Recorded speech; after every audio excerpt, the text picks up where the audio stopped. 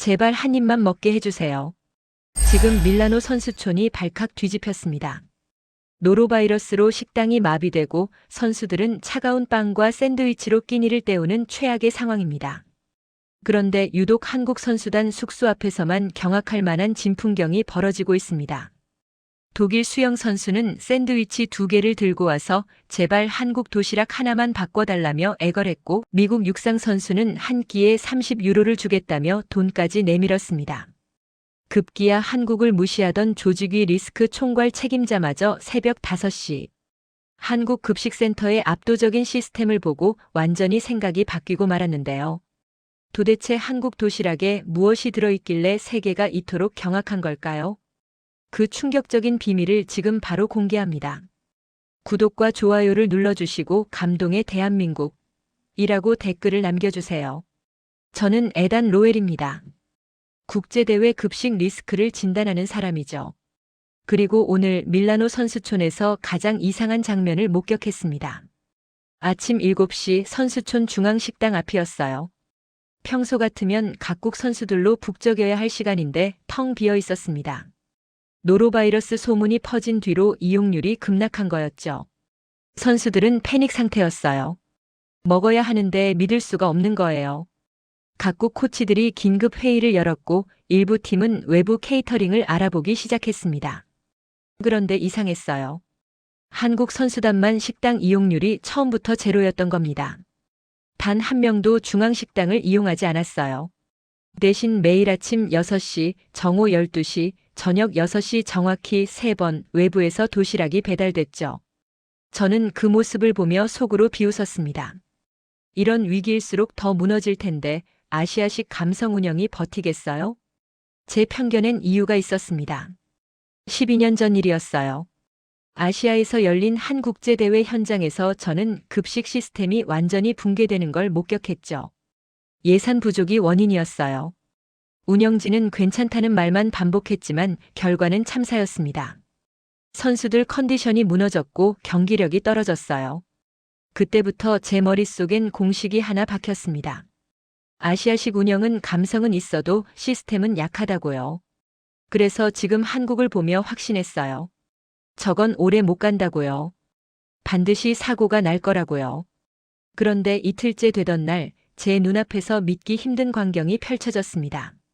독일 수영 선수 2명이 한국 숙소 앞에 서 있더군요. 손에 샌드위치를 들고 있었어요. 한국 선수가 나오자 그들은 조심스럽게 물었습니다. 혹시 도시락 하나만 바꿀 수 있겠냐고요. 샌드위치 2개 줄 테니 한국 도시락 하나만 달라고 했어요. 저는 그 장면을 멀리서 지켜봤습니다. 한국 선수는 난처한 표정을 지었죠. 개수가 딱 맞춰져 있어서 나눠줄 수 없다고 했어요. 독일 선수들은 실망한 얼굴로 돌아섰습니다. 그런데 그게 끝이 아니었어요. 오후 2시쯤 미국 육상 선수 3명이 또 나타났습니다. 이번엔 더 직접적이었어요. 돈을 주겠다고 했죠. 한 끼에 30유로를 주겠다고 했습니다. 한국 선수들은 정중히 거절했어요. 판매용이 아니라고 선수단 전용이라고 설명했죠. 저는 그 모습을 보며 당황스러웠습니다. 뭔가 잘못 돌아가고 있다는 느낌이 들었어요. 왜 저렇게까지 한국 도시락을 찾는 거죠? 그냥 밥인데요. 위생이 보장된 식당도 있고 외부 케이터링도 있는데 왜 하필 한국 도시락이었을까요? 저녁 무렵 더 놀라운 일이 벌어졌습니다. 프랑스 체조 선수 한 명이 한국 숙소 앞에서 기다리고 있었어요. 손에 초콜릿바 5개를 들고 있더군요. 한국 선수에게 다가가 말했습니다. 제발 한 입만 먹어보게 해달라고요. 사진만 찍게 해달라고요. 그 순간 제 안에서 뭔가 흔들리기 시작했습니다. 이건 단순한 유행이 아니었어요. 선수들은 절박했습니다. 진짜로 필요했던 거죠. 노로 소문 때문에 믿을 곳이 없어진 상황에서 한국 도시락만이 유일하게 신뢰할 수 있는 선택지였던 겁니다. 저는 그날 밤 숙소로 돌아가며 생각했습니다. 혹시 내가 뭔가 놓친 게 있는 건 아닐까요? 12년 전 그 참사가 제 눈을 가린 건 아닐까요? 하지만 곧 고개를 저었어요. 아니야, 시스템은 거짓말을 하지 않아. 저런 방식은 반드시 무너진다고 스스로를 다독였습니다. 다음 날 아침 선수촌 전체가 술렁이기 시작했습니다. 노로바이러스 감염 의심 사례가 15건으로 늘어났다는 발표가 나왔거든요. 조직위는 긴급 회의를 소집했어요. 저도 참석했죠. 회의실 분위기는 무겁고 긴장됐습니다. 보고서를 보는 순간 저는 멈칫했습니다. 숫자가 눈에 들어왔어요. 한국 도시락 총 182개, 하루 3회 배송, 3개 도시 분산 생산, 배달 지연 제로. 단 한 번도 늦지 않았다는 거였죠. 저는 속으로 중얼거렸습니다. 불가능한데요. 이탈리아 교통 상황에서 3개 도시를 커버하면서 지연이 없다고요? 말이 안 돼요.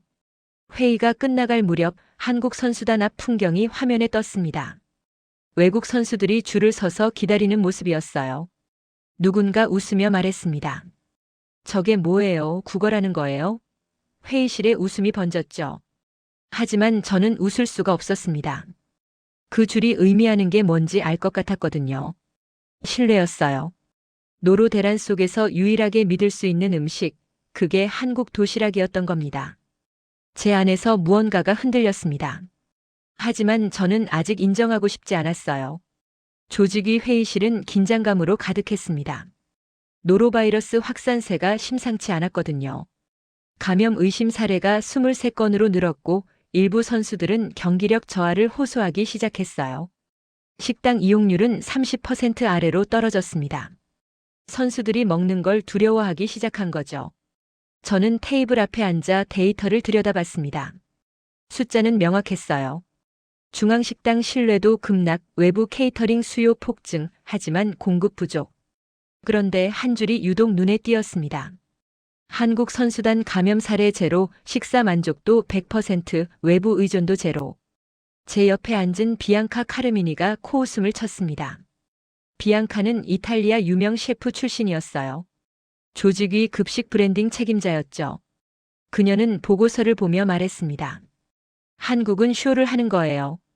이탈리아를 무시하는 행위죠. 우리 미슐랭 시스템을 깔보는 겁니다. 저는 고개를 끄덕였어요. 비앙카 말이 맞다고 생각했거든요. 저런 건 오래 못 가요.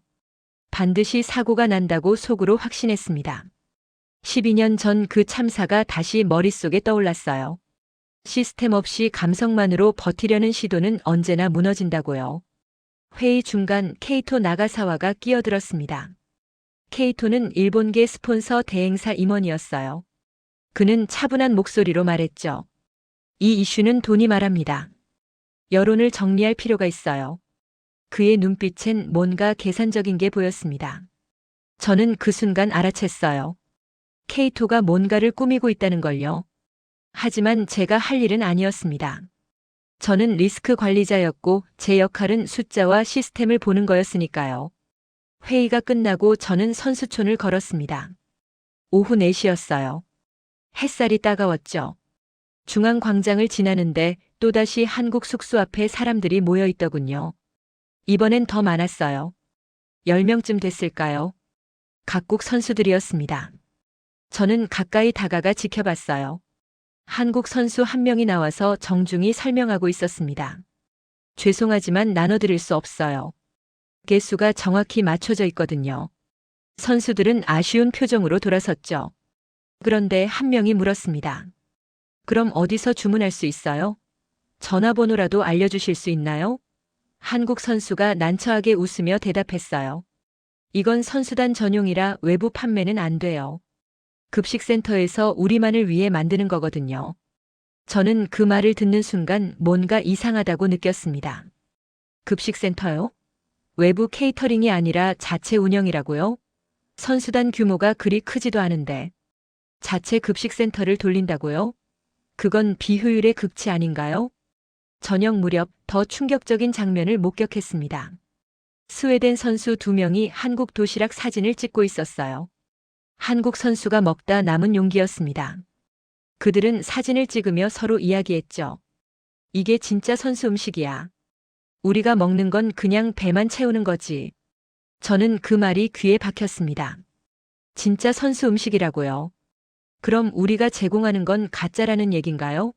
제 자존심이 건드려졌어요. 저는 15년 넘게 국제대회 급식을 관리해왔습니다.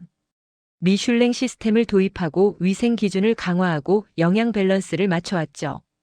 그런데 지금 제 눈앞에서 선수들은 그 모든 걸 무시하고 한국 도시락만 찾고 있었어요. 저는 숙소로 돌아가 노트북을 켰습니다. 한국 급식 시스템을 검색해 봤어요. 자료가 많지 않았습니다. 공개된 정보가 거의 없었죠. 그저 선수단 자체 운영이라는 짧은 설명만 있었어요. 다음 날 아침 소셜미디어가 폭발했습니다. 독일 수영 선수가 한국 도시락 사진을 올렸거든요. 캡션은 간단했어요. 이게 진짜 올림픽 음식이다. 댓글이 수천 개 달렸습니다. 어디서 사요? 나도 먹고 싶어요. 왜 우린 저런 거 없어요? 미국 육상 선수도 사진을 올렸습니다. 샌드위치와 한국 도시락을 나란히 찍은 거였어요. 캡션엔 이렇게 적혀 있었죠. 왼쪽은 음식, 오른쪽은 연료. 좋아요가 10,000개를 넘었습니다. 저는 그 광경을 보며 혼란스러웠습니다. 이건 단순한 유행이 아니었어요. 바이럴이었죠. 한국 도시락이 소셜미디어를 장악하고 있었습니다. 선수들은 자발적으로 홍보하고 있었고 전 세계 사람들이 반응하고 있었어요. 오후 2시 비앙카가 제 사무실로 찾아왔습니다. 그녀는 분노로 떨고 있었어요. 에단, 이거 봤어요? 우리 이탈리아가 망신당하고 있어요. 미슐랭 시스템이 조롱받고 있다고요.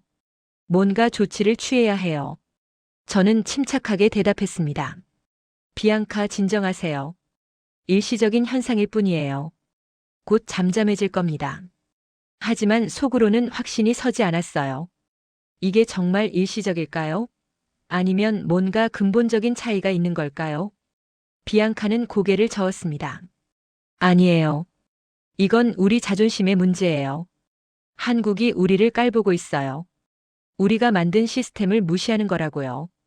그녀는 돌아서며 말했죠. 저는 이대로 두지 않을 거예요. 저는 그 말이 무슨 뜻인지 알았습니다.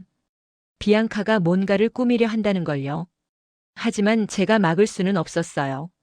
그녀는 제 동료가 아니라 조직위 핵심 인사였으니까요. 저녁 무렵 케이토가 제게 전화를 걸었습니다. 에단, 한잔하시죠. 이야기 좀 해요. 저는 거절할 이유가 없었습니다. 우리는 선수촌 근처 바에서 만났어요. 케이토는 위스키를 한 모금 마시며 말했습니다. 에단, 이 상황 어떻게 보세요? 한국이 너무 튀잖아요. 선수들 반응도 과하고요. 저는 어깨를 으쓱했어요. 일시적이겠죠. 곧 정리될 겁니다. 케이토가 웃었습니다. 그럴까요? 전 그렇게 안 보이는데요. 오히려 더 커질 것 같은데요. 그는 잠시 침묵하다 말했죠. 에단, 여론이란 건 만들 수 있어요. 적절한 의혹 하나면 충분하죠. 저는 그 말에 움찔했습니다. 의혹이요? 무슨 의혹이죠? 케이토는 천천히 대답했어요. 위생이죠. 노로 대란 와중에 외부 급식센터를 돌린다. 검증은 됐을까요? 혹시 거기서 문제가 생기면요? 저는 고개를 저었습니다. 케이토, 그건 위험한 생각이에요. 근거 없는 의혹은 오히려 역풍을 맞을 수 있어요. 케이토는 빙그레 웃었죠. 근거요? 에단, 여론은 근거가 아니라 불안으로 움직여요. 사람들은 진실보다 안전을 원하거든요. 저는 그 자리를 박차고 나왔습니다. 케이토의 말이 불편했거든요. 하지만 동시에 제 안에선 뭔가 흔들리고 있었어요. 혹시 케이토 말이 맞는 걸까요? 한국급식센터 정말 검증이 된 걸까요? 노로 위험은 없는 걸까요? 그날 밤 저는 잠을 이루지 못했습니다. 머릿속이 복잡했거든요. 한편으론 한국이 의심스러웠고 다른 한편으론 케이토와 비앙카가 불편했어요. 뭔가 잘못 돌아가고 있다는 느낌이 들었습니다. 다음 날 아침 소셜미디어엔 또 다른 영상이 올라왔습니다. 미국 선수 3명이 샌드위치를 들고 한국 숙소 앞에 서 있는 거였어요. 그들은 카메라를 보며 말했죠. 제발 바꿔주세요. 이거 3개 줄게요. 한국 도시락 하나만 주세요. 영상은 순식간에 100만 뷰를 넘었습니다. 댓글엔 이런 말들이 달렸어요. 올림픽 역사상 이런 일은 처음이다. 한국 뭐하는 나라야. 나도 저 도시락 먹고 싶다. 저는 그 영상을 보며 깨달았습니다. 이건 더 이상 급식 문제가 아니었어요. 국가 이미지 문제였죠. 한국이라는 나라가 전 세계 소셜미디어를 통해 재발견되고 있었습니다. 도시락 하나로요. 저는 그날 오후 결심했습니다. 직접 확인해 보겠다고요. 한국 급식센터가 정말 어떤지 제 눈으로 봐야겠다고 생각했어요. 숫자는 거짓말을 할 수 있지만 현장은 거짓말을 하지 않으니까요. 다음 날 새벽 4시 30분, 저는 알람 소리에 눈을 떴습니다. 평소보다 2시간 일찍 일어난 거였어요. 오늘은 한국급식센터를 직접 확인하러 가기로 한 날이었거든요. 택시를 타고 밀라노 외곽으로 향했습니다. 주소는 미리 알아뒀어요. 선수촌에서 30분 거리 작은 산업단지 안에 있었죠. 새벽이라 거리는 한산했습니다. 가로등 불빛만 차창을 스쳐 지나갔어요. 차에 앉아 있는 동안 저는 12년 전 그날을 떠올렸습니다. 아시아 대회 현장이었어요. 급식 시스템이 무너지던 날이었죠. 저는 그때 28살이었습니다. 열정 하나로 국제대회 현장을 뛰어다니던 시절이었어요. 그날도 새벽이었습니다. 긴급 호출을 받고 급식센터로 달려갔죠. 도착했을 때 제가 본 건 아수라장이었어요. 음식은 제 시간에 나오지 않았고 온도 관리는 엉망이었고 위생 체크는 형식적이었습니다. 운영진은 괜찮다고만 했어요. 곧 해결된다고 했죠. 하지만 해결되지 않았습니다. 선수들은 배탈이 났고 컨디션이 무너졌어요. 경기력이 떨어졌죠. 일부 선수는 기권까지 했습니다. 저는 그 광경을 보며 깨달았어요. 감성만으로는 안 된다고요. 시스템이 없으면 반드시 무너진다고요. 그때부터 저는 시스템을 신봉하게 됐습니다. 데이터 규정, 검증, 표준화. 이것들이 제 기준이 됐어요. 그래서 지금 한국을 볼 때도 같은 잣대를 들이댔던 겁니다. 저건 감성이고 감성은 무너진다고요. 택시가 멈췄습니다. 새벽 5시 정각이었어요. 저는 차에서 내려 주변을 둘러봤습니다. 작은 건물이 하나 보였죠. 간판엔 한글로 뭔가 적혀 있었어요.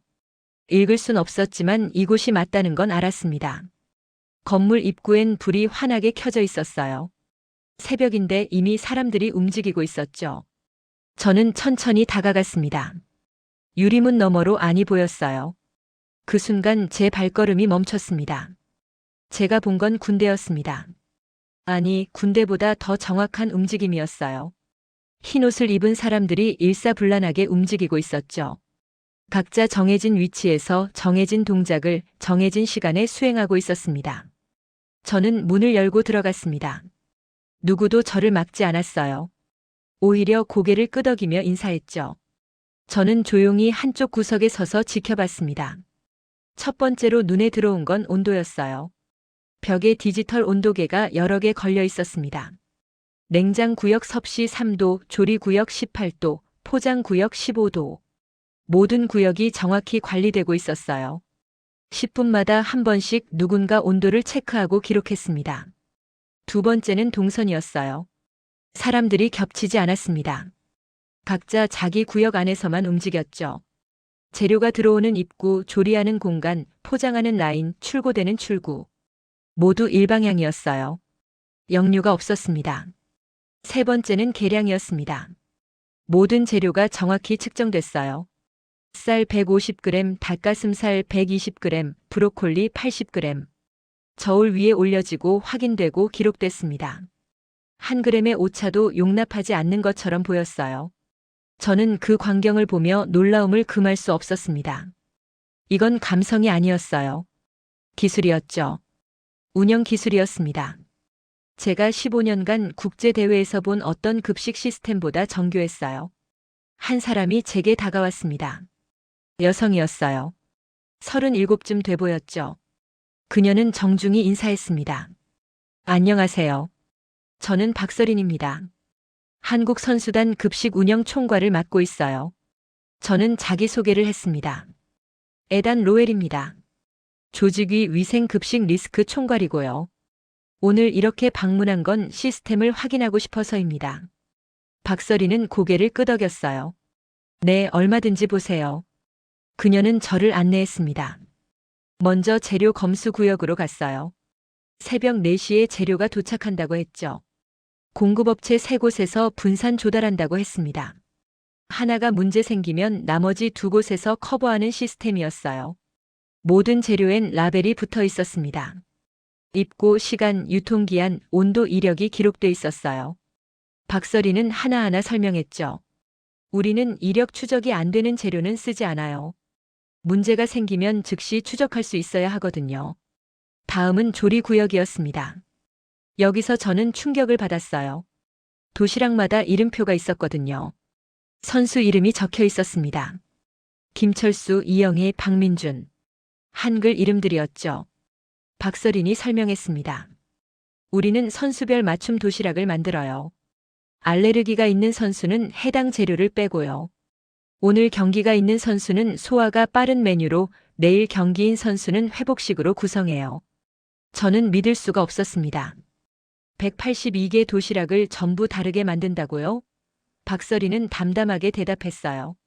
네, 선수는 가족이니까요. 가족은 각자 필요한 게 다르잖아요. 포장 구역으로 갔습니다.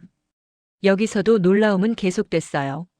도시락마다 메모가 붙어 있었거든요. 오늘은 저염 경기 후 회복식 추가. 수분 섭취 늘릴 것. 컨디션 주의. 저는 박서린에게 물었습니다. 이 메모는 누가 쓰나요? 그녀가 대답했어요. 영양사와 트레이너가 매일 오후 회의를 해요. 선수별 컨디션을 공유하고 다음날 식단을 조정하죠. 그 결과가 메모로 나옵니다. 저는 그 순간 깨달았습니다. 이건 단순한 급식이 아니었어요. 선수 관리 시스템이었죠. 음식을 통한 컨디션 관리였습니다. 제가 15년간 봐온 어떤 시스템도 이 정도는 아니었어요. 새벽 5시 45분 첫 번째 배송이 출발했습니다. 3대의 차량이 동시에 움직였어요. 밀라노 시내 남부 외곽, 북부 외곽. 3방향으로 나뉘어 갔죠. 박서린이 설명했습니다. 교통 상황을 고려해 루트를 3개로 나눴어요. 하나가 막히면 나머지 2은 정시에 도착하거든요. 저는 그 설명을 들으며 소름이 돋았습니다. 이건 우연이 아니었어요. 계산이었죠. 철저한 계산과 준비였습니다. 제가 생각했던 감성 운영과는 차원이 달랐어요. 박서린은 저를 작은 사무실로 안내했습니다. 벽에는 차트가 가득했어요. 일별 배송 시간, 선수별 잔반량, 메뉴별 만족도. 모든 게 기록되고 분석되고 있었습니다. 그녀는 차트를 가리키며 말했습니다. 우리는 매일 데이터를 봐요. 어떤 메뉴가 잘 먹히는지, 어떤 선수가 입맛이 없는지. 그걸 바탕으로 다음날 메뉴를 조정하죠. 선수들은 말을 안 해도 잔반량이 말해줘요. 저는 그 말에 할 말을 잃었습니다. 이건 과학이었어요. 데이터 기반 운영이었죠. 제가 신봉하던 시스템 그 이상이었습니다. 새벽 6시 저는 급식센터를 나섰습니다. 밖은 여전히 어두웠어요. 하지만 제 안은 밝아지고 있었습니다. 아니, 밝아진다기보다 흔들리고 있었어요. 12년 전 그 참사, 제가 봤던 아시아식 운영. 그건 한국이 아니었습니다. 제가 본 건 그저 준비 안 된 운영이었을 뿐이었어요. 한국은 달랐습니다. 완전히 달랐죠. 저는 택시에 앉아 창밖을 바라봤습니다. 해가 뜨고 있었어요. 밀라노 아침 풍경이 눈에 들어왔죠. 하지만 제 머릿속은 온통 방금 본 광경으로 가득했습니다. 감성이 아니라 시스템, 쇼가 아니라 실력.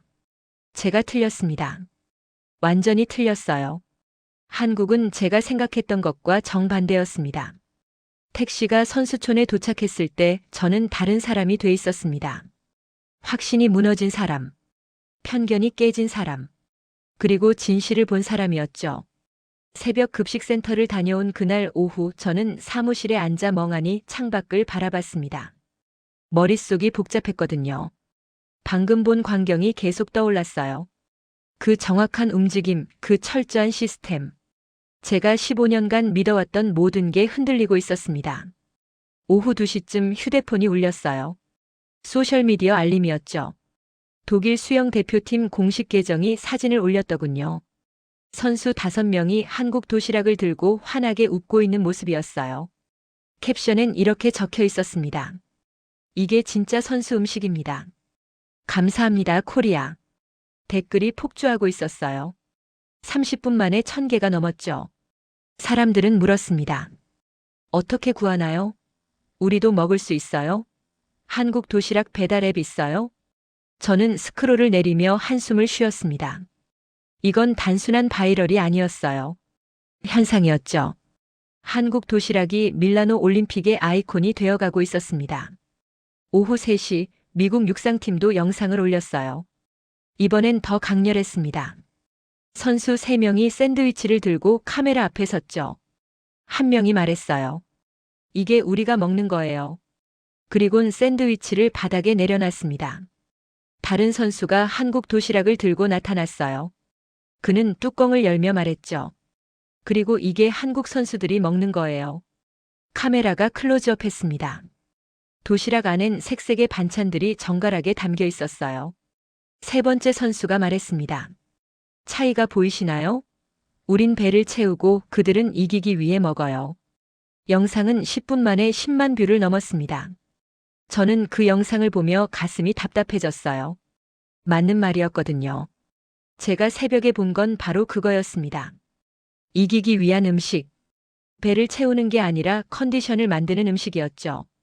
오후 4시 제 휴대폰이 다시 울렸습니다. 이번엔 비앙카였어요. 그녀의 목소리는 떨리고 있었죠. 에단, 지금 당장 회의실로 와요. 긴급 상황이에요. 저는 서둘러 회의실로 향했습니다. 문을 열고 들어서자 비앙카와 케이토가 앉아 있더군요. 비앙카의 얼굴은 창백했고 케이토는 냉정한 표정이었어요. 비앙카가 노트북을 돌려 보였습니다. 화면엔 소셜미디어 피드가 가득했어요. 한국 도시락 사진, 영상, 댓글. 끝없이 올라오고 있었죠. 그녀가 말했습니다. 봐요, 에단. 우리가 완전히 무시당하고 있어요. 이탈리아 미슐랭 시스템이 조롱거리가 됐어요. 케이토가 차분하게 끼어들었습니다. 비앙카, 진정하세요. 감정적으로 대응하면 안 돼요. 그는 저를 보며 말했죠. 에단, 당신 생각은 어때요? 이 상황을 어떻게 봐요? 저는 잠시 망설였습니다. 뭐라 말해야 할지 몰랐거든요. 새벽에 본 광경을 말해야 할까요? 아니면 그냥 넘어가야 할까요? 결국 저는 조심스럽게 입을 열었습니다. 솔직히 말하면 한국 시스템은 인상적이었어요. 제가 직접 봤는데. 비앙카가 끊어 말했습니다. 인상적이라고요? 에단, 지금 농담하는 거예요? 우리가 망신당하고 있는데 인상적이라고요? 저는 고개를 저었어요.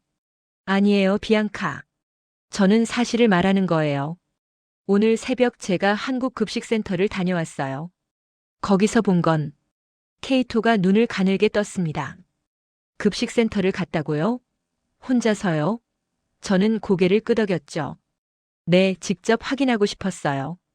그리고 제가 본 건 완벽한 시스템이었어요. 온도 관리, 동선, 계량 모든 게 정확했어요. 비앙카가 비웃었습니다. 완벽하다고요? 에단, 당신 혹시 한국한테 매수당한 거예요? 저는 황당했어요. 매수라니요, 비앙카. 저는 제가 본 걸 말하는 거예요. 케이토가 개입했습니다. 자, 진정하시죠. 둘 다요. 그는 테이블에 손을 올리며 말했어요. 에단, 당신 말도 이해해요. 하지만 지금 중요한 건 시스템이 아니에요. 여론이죠. 저는 케이토를 바라봤습니다. 여론이요? 케이토가 빙그레 웃었어요. 그래요, 여론. 지금 소셜미디어는 한국으로 도배됐어요. 사람들은 우리 시스템을 의심하기 시작했죠. 이건 브랜드 위기예요. 비앙카가 고개를 끄덕였습니다. 맞아요, 케이토. 우리가 뭔가 해야 해요. 이대로 두면 안 돼요. 케이토는 잠시 침묵하다 말했죠. 해결책은 간단해요. 한국급식센터에 의혹을 제기하는 거예요. 저는 깜짝 놀랐습니다. 의혹이요? 무슨 의혹이죠? 케이토가 대답했어요. 위생이죠. 노로 대란 와중에 외부 급식센터를 운영한다. 검증은 됐을까요? 혹시 거기서 문제가 생기면요? 저는 고개를 저었습니다. 안 돼요, 케이토. 그건 근거 없는 공격이에요. 제가 직접 봤는데 위생 상태는 완벽했어요. 케이토가 웃었죠. 에단, 당신은 전문가예요. 하지만 대중은 아니에요. 대중은 불안에 반응해요. 비앙카가 끼어들었습니다. 케이토 말이 맞아요, 에단. 우리가 직접 나서지 않아도 돼요. 그냥 의문을 제기하면 돼요. 언론이 알아서 움직일 거예요. 저는 그 말을 듣는 순간 분노가 치밀었습니다. 이건 음해였거든요. 근거 없는 공격이었죠. 저는 단호하게 말했어요. 저는 동의할 수 없어요. 이건 비윤리적이에요. 케이토가 어깨를 으쓱했습니다. 비윤리적이라고요? 에단, 비즈니스에서 윤리란 건 사치예요. 지금 우리한테 필요한 건 생존이죠. 비앙카도 고개를 끄덕였어요. 에단, 당신이 한국을 좋게 봤다는 건 알아요. 하지만 우리 입장도 생각해봐요. 저는 자리에서 일어났습니다. 죄송하지만 저는 이 계획에 참여할 수 없어요. 케이토가 웃으며 말했죠. 참여 안 해도 돼요, 에단. 우리가 알아서 할 테니까요. 저는 회의실을 나왔습니다. 복도를 걸으며 주먹을 쥐었어요. 분노가 끓어올랐습니다. 케이토와 비앙카가 하려는 건 옳지 않았어요. 한국은 잘못한 게 없었거든요. 오히려 완벽하게 일했죠. 오후 5시 저는 다시 소셜미디어를 확인했습니다. 프랑스 체조팀이 사진을 올렸더군요. 선수 4명이 한국 숙소 앞에서 찍은 셀카였어요. 뒤에 한국 선수들이 보였죠. 캡션엔 이렇게 적혀 있었습니다. 코리아 팀, 우리 영웅들. 당신들 음식은 마법이에요. 댓글이 또 폭주했습니다. 이번엔 5,000개가 넘었어요. 사람들은 한국을 칭찬했습니다. 한국은 대단해. 선수를 진짜 가족처럼 대하네. 우리나라도 배워야 해. 저는 그 댓글들을 보며 한숨을 쉬었습니다. 맞는 말이었어요. 한국은 선수를 가족처럼 대했습니다. 박서린이 했던 말이 떠올랐죠. 선수는 가족이니까요. 가족은 각자 필요한 게 다르잖아요. 저녁 7시 케이토한테서 문자가 왔습니다. 에단, 내일 아침 기사 나갈 거예요. 한국급식센터 위생 의혹. 준비하세요. 저는 휴대폰을 내려놓고 고개를 숙였어요. 폭풍이 몰려오고 있었습니다. 그리고 저는 그 한가운데 서 있었죠. 다음 날 아침 6시 제 휴대폰이 미친 듯이 울렸습니다. 뉴스 알림이었어요. 화면을 켜자마자 제목이 눈에 들어왔죠. 한국급식센터 위생 검증 논란. 노로 대란 속 외부 운영 적절한가. 저는 기사를 읽으며 이를 악물었습니다. 내용은 교묘했어요. 직접적인 비난은 없었죠. 대신 의문을 제기하는 방식이었습니다. 검증 절차는 충분했을까요? 노로 위험은 없을까요? 투명성은 확보됐을까요? 기사엔 익명의 조직위 관계자 발언도 실렸어요. 한국 시스템이 인상적인 건 사실이지만 위기 상황에서 외부 급식센터 운영은 리스크가 크다. 검증이 필요하다. 케이토가 흘린 거였죠. 틀림없었어요. 저는 휴대폰을 던지고 싶었습니다. 하지만 참았어요. 대신 옷을 갈아입고 밖으로 나갔죠. 선수촌으로 향했습니다. 한국 숙소로 가야 했거든요. 아침 7시 한국 숙소 앞엔 이미 사람들이 모여 있었어요. 기자들이었습니다. 카메라를 들고 대기하고 있었죠. 저는 그 광경을 보며 한숨을 쉬었어요. 이미 시작됐구나. 한 기자가 한국 관계자를 잡고 물었습니다. 위생 검증 자료를 공개할 수 있나요? 투명하게 보여주세요. 한국 관계자는 당황한 표정이었어요. 갑작스러운 공격에 준비가 안 된 듯 했죠. 저는 그 모습을 보며 마음이 아팠습니다. 한국은 잘못한 게 없었거든요. 완벽하게 일했어요. 그런데 지금 억울하게 몰리고 있었죠. 오전 10시 조직위 긴급회의가 소집됐습니다. 저도 참석했어요. 회의실엔 긴장감이 가득했습니다. 의장이 입을 열었죠. 한국급식센터 문제로 여론이 악화되고 있습니다. 조치가 필요해요. 비앙카가 손을 들었습니다. 저는 검증팀을 구성할 것을 제안해요. 한국급식센터를 전면 감사하는 거죠. 투명성을 확보해야 해요. 그녀의 목소리엔 가식적인 걱정이 묻어 있었어요. 케이토가 덧붙였습니다. 비앙카 의견에 동의해요. 검증 전까지 한국 도시락 배송을 중단하는 게 안전하지 않을까요? 선수 보호 차원에서요. 저는 그 말을 듣는 순간 참을 수 없었습니다. 저는 자리에서 일어났어요. 잠깐만요. 저는 어제 한국급식센터를 직접 방문했습니다. 제가 본 건 완벽한 시스템이었어요. 온도 관리, 위생, 동선 모든 게 국제 기준을 초과했습니다. 회의실이 조용해졌습니다. 모두가 저를 바라봤어요. 저는 계속 말했죠. 문제는 한국이 아니에요. 문제는 우리예요. 우리가 질투와 자존심으로 무고한 팀을 공격하고 있어요. 비앙카가 끼어들었습니다. 에단, 당신 지금 무슨 말을 하는 거예요? 저는 그녀를 똑바로 봤어요. 사실을 말하는 거예요, 비앙카.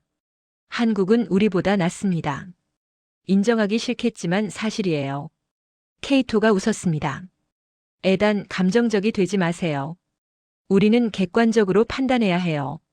저는 고개를 저었죠. 객관적이라고요? 근거 없는 의혹을 퍼뜨리는 게 객관적인가요? 의장이 개입했습니다. 자, 진정하시죠. 에단, 당신 의견은 알겠어요. 하지만 여론이 악화된 건 사실이에요. 뭔가 조치가 필요합니다. 저는 입을 다물었어요. 더 말해봤자 소용없다는 걸 알았거든요. 회의 결과 검증팀이 구성됐습니다. 오후 2시에 한국급식센터로 간다고 했어요. 저도 포함됐죠. 저는 씁쓸하게 웃었습니다. 결국 이렇게 되는구나. 오후 1시 저는 한국 숙소를 다시 찾았습니다.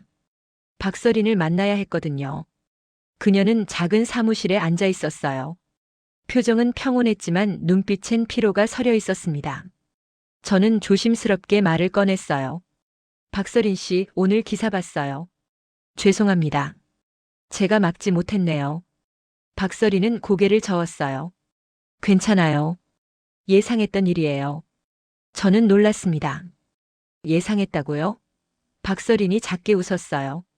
네, 우리가 잘하면 질투가 생기죠. 당연한 거예요. 저는 그 말에 할 말을 잃었습니다.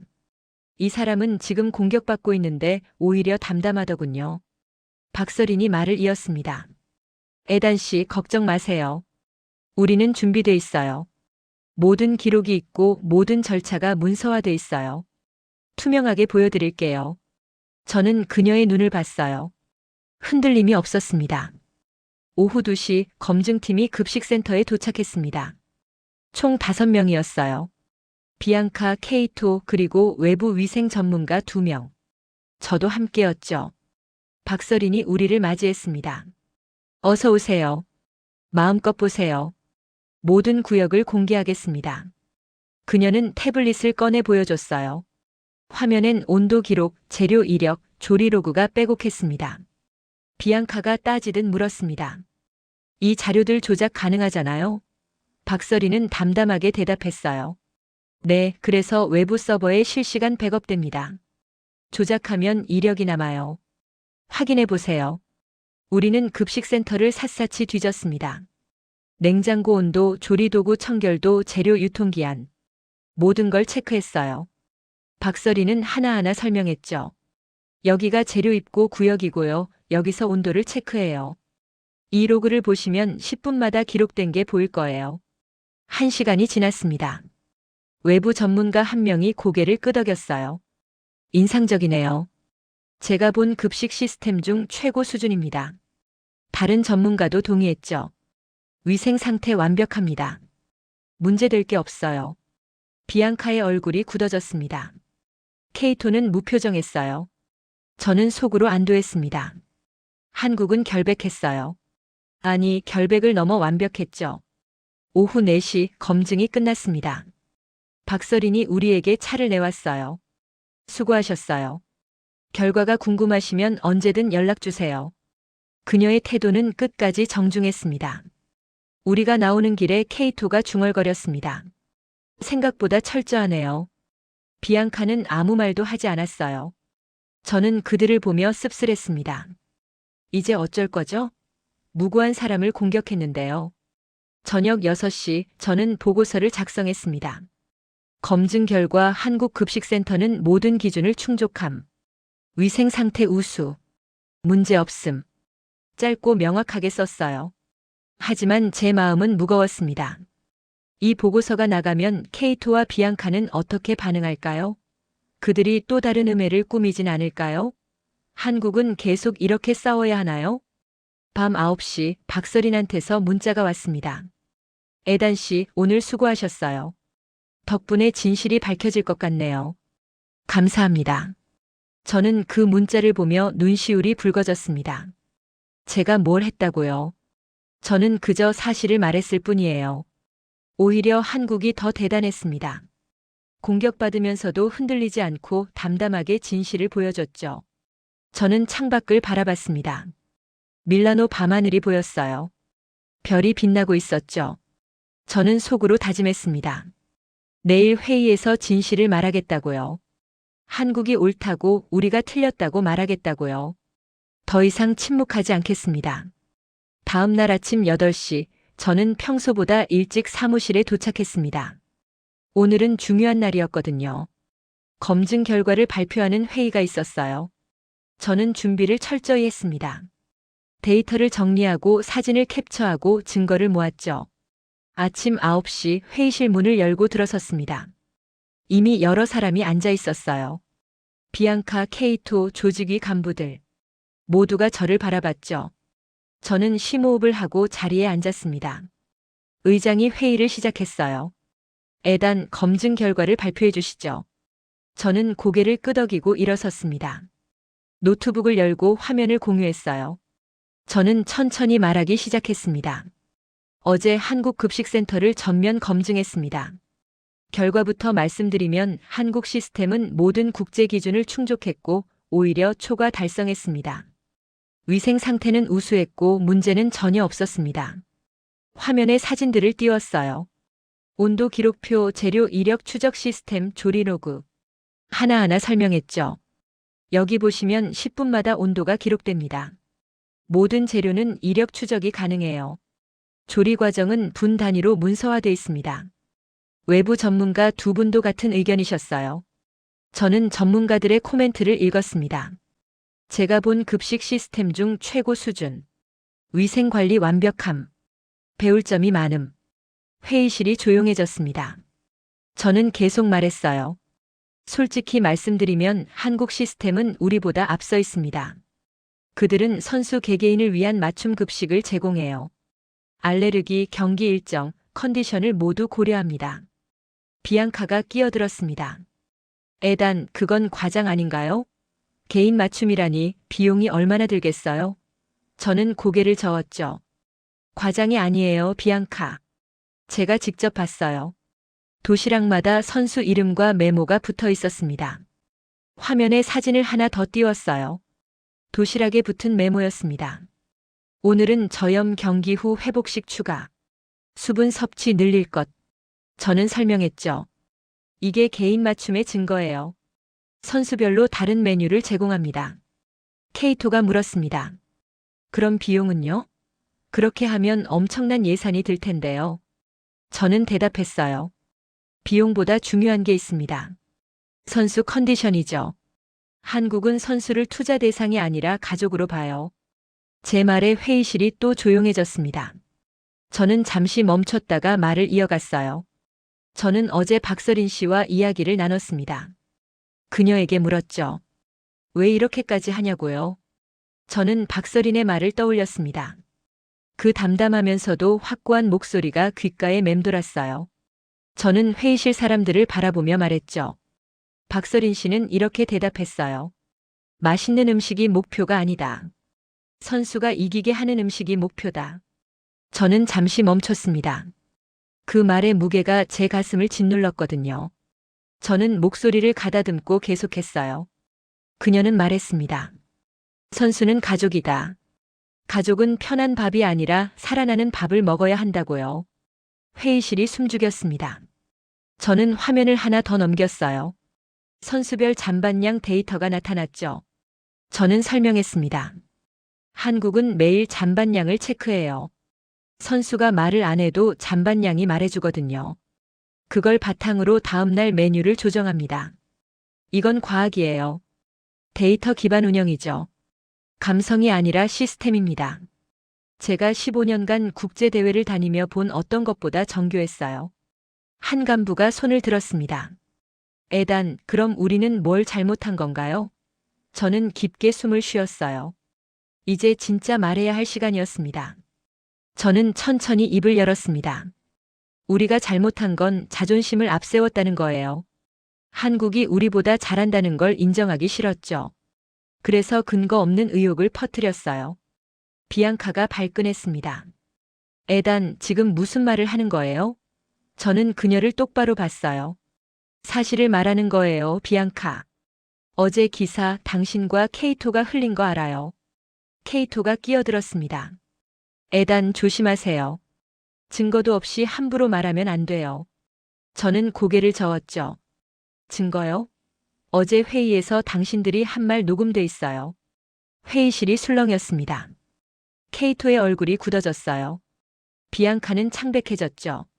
저는 계속 말했습니다. 당신들은 한국을 음해하려 했어요. 질투와 자존심 때문에요. 의장이 개입했습니다. 에단, 진정하세요. 이건 심각한 고발인데요. 저는 고개를 끄덕였어요.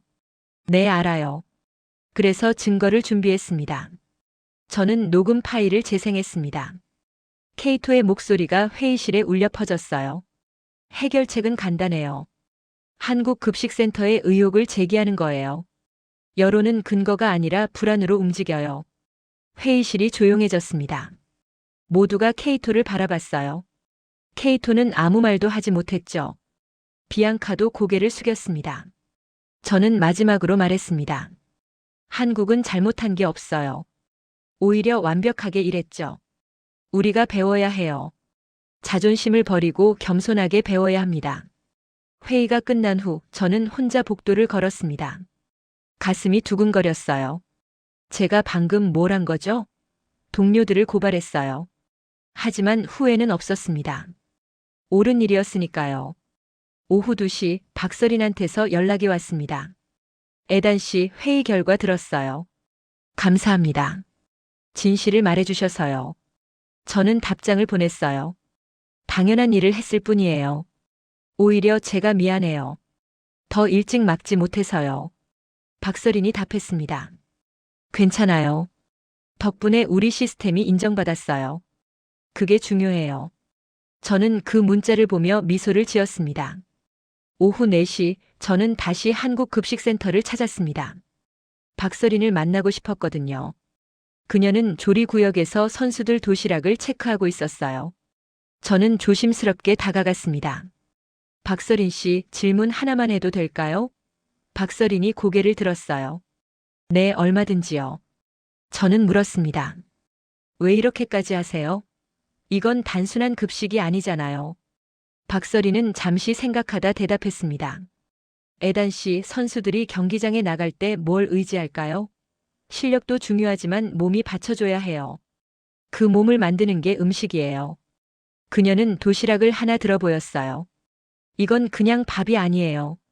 선수가 이길 수 있게 하는 연료예요. 우리는 그 연료를 최적화하는 거죠. 종목별로, 선수별로, 경기 일정별로요. 저는 그 말을 듣는 순간 전율이 일었습니다. 이건 급식이 아니었어요. 과학이었죠.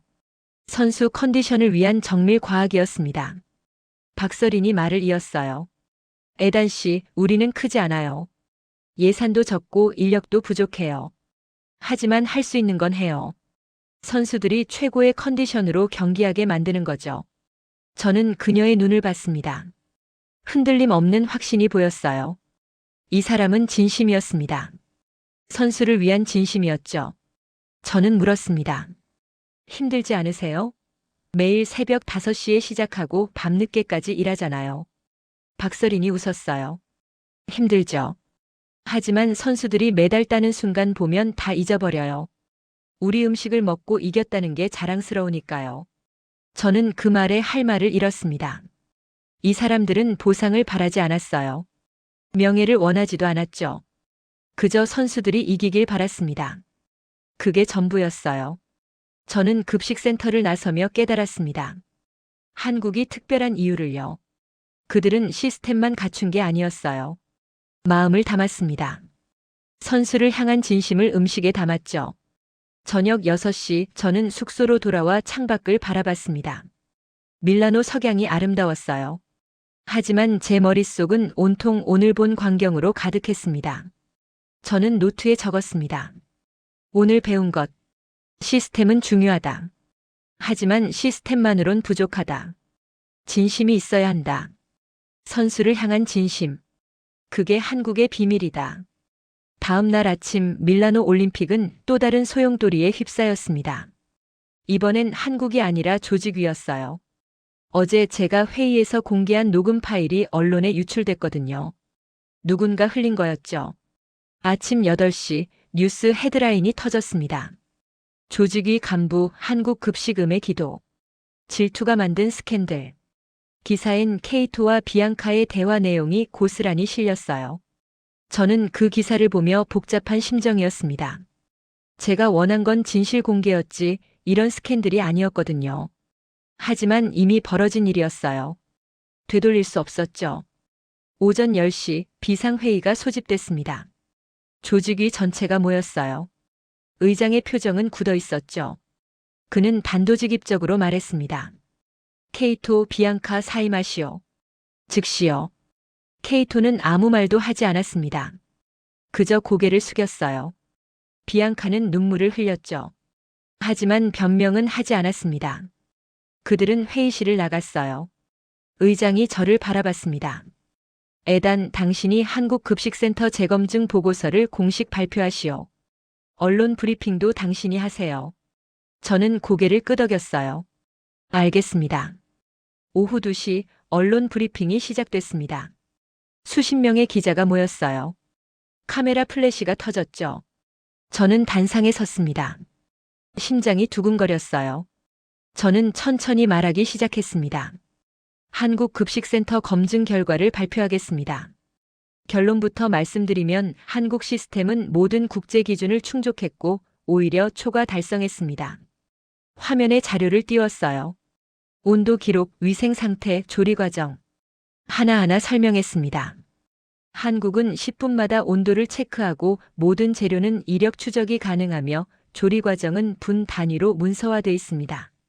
한 기자가 손을 들었어요. 그럼 어제 의혹 기사는 뭐였나요? 저는 깊게 숨을 쉬었습니다. 솔직하게 말씀드리면 근거 없는 음해였습니다. 일부 간부의 질투에서 비롯된 거였죠. 기자들이 술렁였습니다. 다른 기자가 물었어요. 에단 씨, 한국 시스템을 어떻게 평가하세요? 저는 잠시 생각했습니다. 뭐라 표현해야 할까요? 저는 천천히 대답했습니다. 한국 시스템은 제가 15년간 본 급식 시스템 중 최고입니다. 그들은 선수 개개인을 위한 맞춤 급식을 제공해요. 알레르기, 경기 일정, 컨디션을 모두 고려합니다. 저는 말을 이었어요. 무엇보다 중요한 건 그들의 철학이에요. 한국은 맛있는 음식이 목표가 아닙니다. 선수가 이기게 하는 음식이 목표죠. 이건 단순한 급식이 아니에요. 선수 컨디션 관리 시스템입니다. 또 다른 기자가 물었습니다. 그럼 우리 조직위는 배워야 한다는 건가요? 저는 고개를 끄덕였어요. 네, 배워야 해요. 자존심을 버리고 겸손하게 배워야 합니다. 브리핑이 끝난 후 저는 복도에서 한 기자를 만났습니다. 그는 제게 다가와 물었어요. 에단 씨, 솔직히 말해주세요. 한국이 정말 그렇게 대단한가요? 저는 그의 눈을 똑바로 봤습니다. 대단한 정도가 아니에요. 경이로워요. 그들은 새벽 5시에 시작해서 밤늦게까지 일해요. 단 한 번도 지연이 없었고 단 한 건도 사고가 없었어요. 기자가 메모를 했습니다. 저는 말을 이었죠. 무엇보다 놀라운 건 그들의 마음가짐이에요. 선수를 가족처럼 대해요. 가족은 편한 밥이 아니라 살아나는 밥을 먹어야 한다고 믿어요. 오후 4시 저는 다시 한국 숙소를 찾았습니다. 박서린을 만나고 싶었거든요. 그녀는 선수들과 이야기하고 있었어요. 오늘 경기 어땠어요? 컨디션은요? 음식은 괜찮았어요? 선수 한 명이 대답했습니다. 완벽했어요. 경기 전에 먹은 도시락 덕분에 힘이 넘쳤어요. 박서린이 웃었죠. 다행이네요. 내일은 회복식 위주로 준비할게요. 저는 그 모습을 보며 뭉클했습니다. 이게 진짜 가족이구나.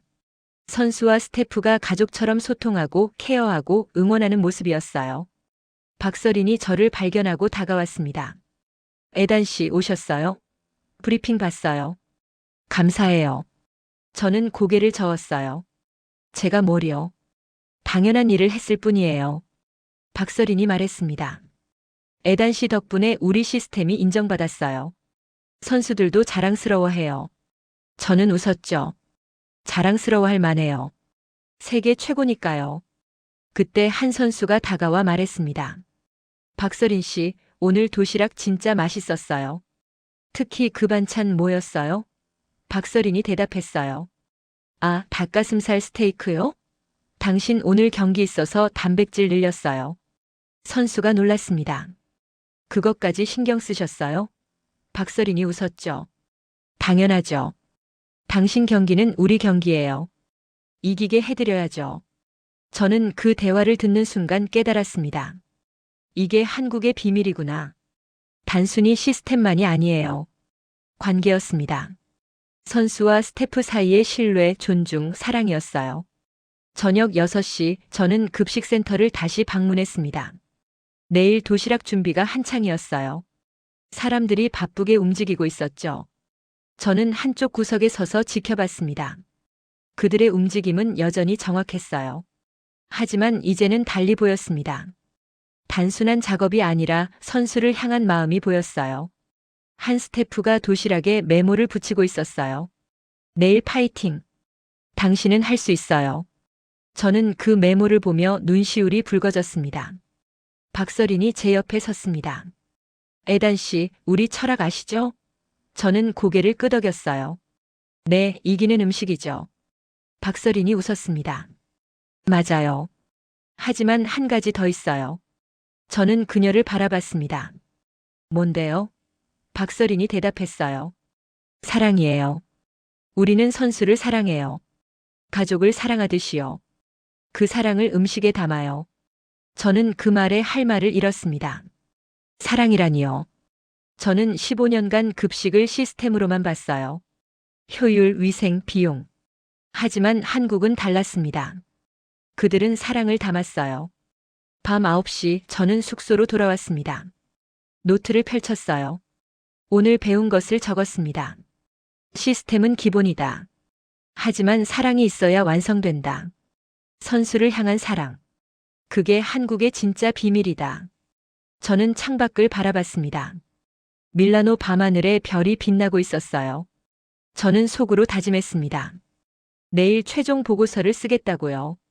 한국이 왜 특별한지, 세계가 왜 배워야 하는지 명확히 쓰겠다고요. 더 이상 숨기지 않겠습니다. 진실을 온전히 말하겠어요. 마지막 날 아침 저는 평소보다 2시간 일찍 일어났습니다. 오늘은 조직위 최종 회의가 있는 날이었거든요. 밀라노 올림픽 급식 시스템 전체를 평가하는 자리였어요. 저는 보고서를 완성해야 했습니다. 새벽 4시부터 노트북 앞에 앉아 글을 썼어요. 한국 급식센터 분석. 왜 그들이 성공했는가? 우리가 배워야 할 것.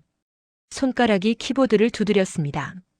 제 경험, 제 깨달음, 제 반성을 담았어요. 아침 8시 보고서가 완성됐습니다. 총 30페이지였어요. 데이터, 사진, 인터뷰, 분석. 모든 게 담겨 있었죠. 저는 파일을 저장하고 깊게 숨을 쉬었습니다. 오전 10시 회의실에 도착했습니다. 조직위 전 간부가 모여 있었어요. 의장, 각 부서 책임자, 외부 전문가들. 모두가 저를 바라봤죠. 의장이 회의를 시작했습니다. 에단, 최종 보고를 부탁합니다. 저는 고개를 끄덕이고 일어섰어요. 화면을 공유하고 천천히 말하기 시작했습니다. 밀라노 올림픽 급식 시스템 최종 평가를 시작하겠습니다. 먼저 통계를 보시죠. 화면에 숫자들이 떴어요.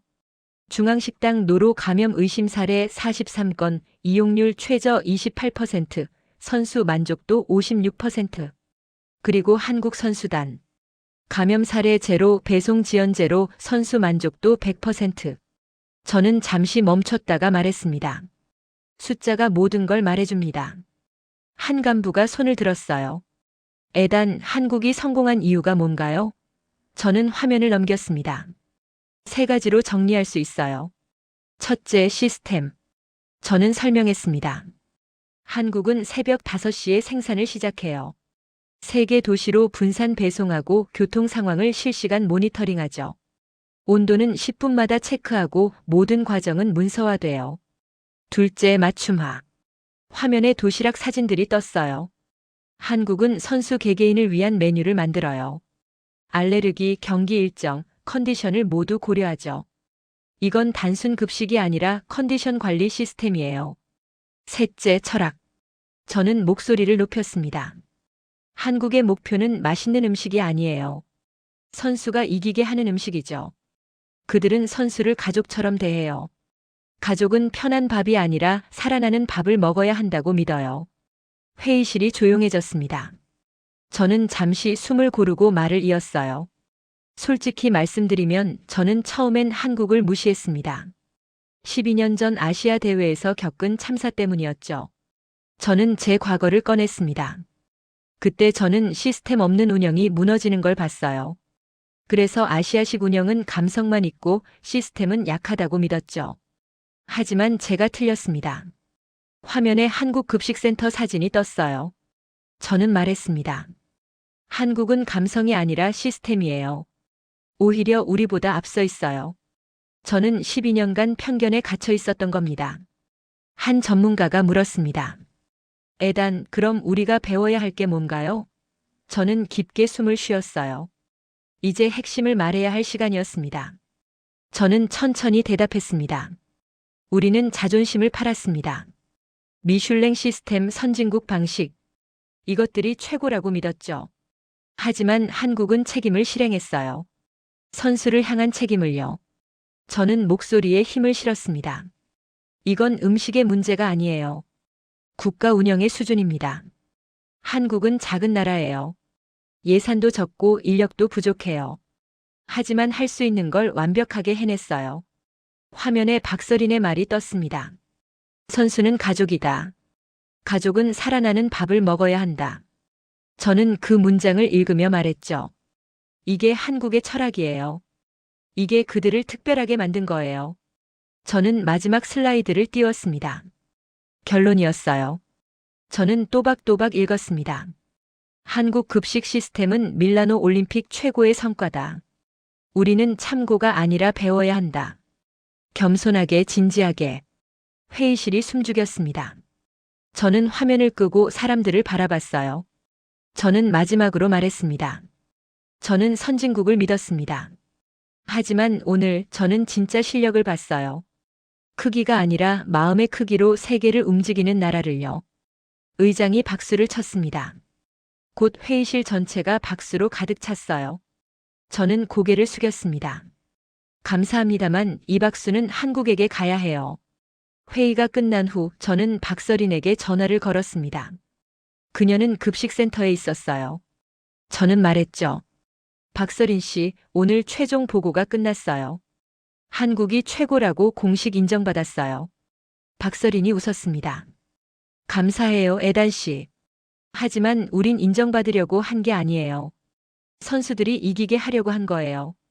저는 그 말에 또 한 번 감동했습니다. 오후 2시 저는 마지막으로 한국급식센터를 방문했습니다. 작별 인사를 하러 갔어요. 박서린과 스태프들이 저를 맞이했죠. 저는 그들에게 말했습니다. 여러분 덕분에 저는 많이 배웠어요. 시스템만이 아니라 마음도 배웠죠. 감사합니다.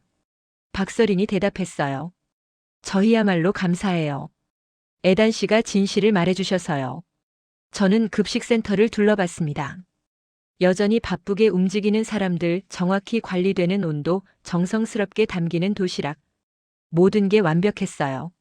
저는 박서린에게 마지막 질문을 했습니다. 박서린 씨, 앞으로도 이렇게 하실 거예요? 그녀가 고개를 끄덕였어요. 당연하죠. 선수들이 있는 한 우린 계속할 거예요. 저는 그 말을 듣는 순간 확신했습니다.